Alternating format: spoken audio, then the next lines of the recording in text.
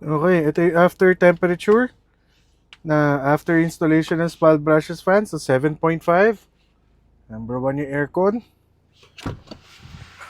Okay. Ito yung 14-inch na spal brushes fan. Automatic siya agad, oh.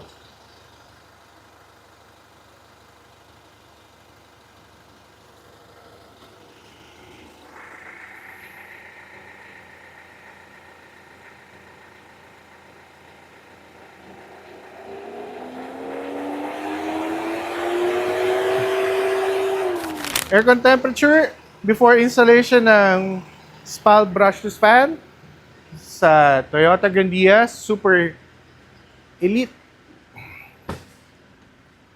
Haba kasi ng pangalan eh.